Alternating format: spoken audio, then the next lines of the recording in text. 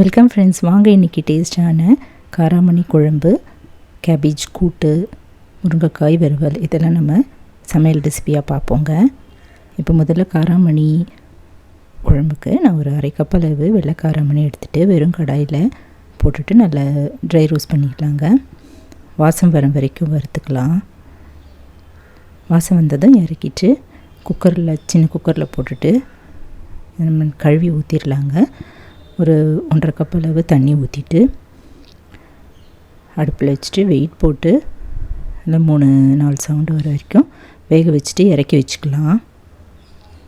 இதுக்கு ஒரு lemon size அளவு புளி நல்லா கரைச்சிட்டு 2.5 டம்ளர் அளவு தண்ணி நல்லா கரைச்சி வடிகட்டி எடுத்து வச்சுப்போங்க. இல்லை சூப்பரான குழம்பு தாங்க இன்றைக்கி பார்க்க போகிறோம்.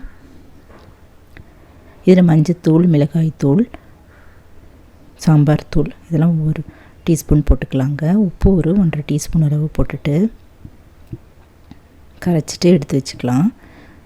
இப்போ இதுக்கு ஒரு சின்ன வெங்காயம் ஒரு 10, பூண்டு பல் கொஞ்சம், கருவேப்பிலை, ஒரு தக்காளி, சக்கரவள்ளி கிழங்கு ஒரு 2 இதை போல் பொடியாக அரிஞ்சு வச்சுக்கலாங்க. தோலாக சீவிட்டு அரிஞ்சு எடுத்து வச்சுக்கலாம். இப்போ அடுப்பில் ஒரு கடாய் வச்சுட்டு அதில் ஒரு 4 ஸ்பூன் அளவு நல்லெண்ணெய் ஊற்றிட்டு கடுகு, உளுத்தம்பருப்பு போட்டு தாளிச்சிக்கலாங்க. இப்போது நம்ம வெங்காயம், பூண்டு, கருவேப்பிலை இதெல்லாம் போட்டுட்டு வதக்கிட்டு கூடவே தக்காளியும் போட்டு வதக்கிடலாம். சக்கரவள்ளி கிழங்கும் போட்டுட்டு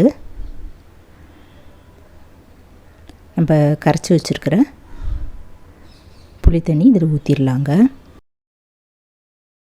காராமணியும் நல்லா வெந்துருச்சுங்க. நான் இறக்கி வச்சிட்டேன். ஊற்றிட்டு மூடி வச்சிடலாம். நல்லா இந்த கிழங்கு எல்லாமே வேகட்டுங்க, கொதிக்கட்டும்.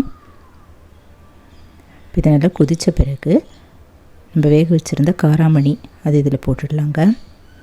இப்போ இந்த குழம்புக்கு நம்ம கொஞ்சமாக தேங்காயும் கொஞ்சம் ஒரு 1/2 டீஸ்பூன் அளவு சோம்பு இது ரெண்டுமே நம்ம மிக்சி ஜாரில் போட்டு கொஞ்சம் தண்ணி ஊற்றி நைஸாக அரைச்சிக்கலாங்க. அரைச்சி அந்த தேங்காய் விழுத இந்த குழம்புல அப்படியே ஊற்றிடலாம். இதுவும் ஒரு கொதி வரட்டுங்க. கொதி வந்தால் நம்ம இறக்கிடலாம்.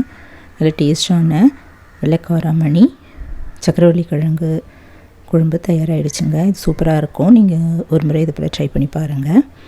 இறக்கிறதுக்கு முன்னாடி நம்ம கொஞ்சம் கருவேப்பிலை, பெருங்காயத்தூள் மேலே அப்படியே தூவிட்டு கலந்துட்டு இறக்கிடலாம். நல்லா சூடான சாதத்தில் போட்டு சாப்பிட்டா அருமையாக இருக்கும். இப்போ கோஸ் கூட்டுக்கு நான் ஒரு கடாயில் 1/2 டம்ளர் தண்ணி ஊற்றிட்டேங்க. பொடியாக நறுக்குன்னு கழுவி வச்சுருந்த கோஸு இதில் போட்டுடலாங்க. தக்காளி 1, மஞ்சத்தூள் கொஞ்சமாக, காரப்பொடி அதுவும் ஒரு 1/2 டீஸ்பூன், உப்பு 1 டீஸ்பூன் போட்டு கலந்துட்டு மூடி வச்சிடலாம். இதுக்கு நம்ம ஒரு 4 ஸ்பூன் தேங்காய், 1/2 டீஸ்பூன் ஜீரகம், பச்சை மிளகாய் இதெல்லாம் போட்டு அரைச்சி வச்சுக்கலாங்க. ஒரு கைப்பிடி அளவு பைத்தம்பருப்பு இது குக்கரில் வேக வச்சு இறக்கி வச்சுருந்தேன். அது இந்த வெந்துட்டுருக்கிற கோஸ் கூட்டு மேலே ஊற்றிட்டு தேங்காய் அரைச்சி அந்த தேங்காய் விழுதையும் இதில் ஊற்றிட்டு நல்லா கலந்துடலாங்க. கோஸ் கூட்டும் தயாராகிடுச்சு. இப்போ இதுக்கு தாளிச்சு மட்டும் ஊற்றிடுவோம். தாளிக்கிற கரண்டியில் தேங்காய் எண்ணெய் 1 ஸ்பூனு, பெருங்காயம், கடுகு, உளுத்தம்பருப்பு, கருவேப்பிலை இதெல்லாம் போட்டு தாளிச்சிட்டு இறக்கி வச்சுருந்து கோஸ் கூட்டு மேலே அப்படியே ஊற்றிடலாம். கேபேஜ் கூட்டு சூப்பராக அது போல் செய்யலாங்க.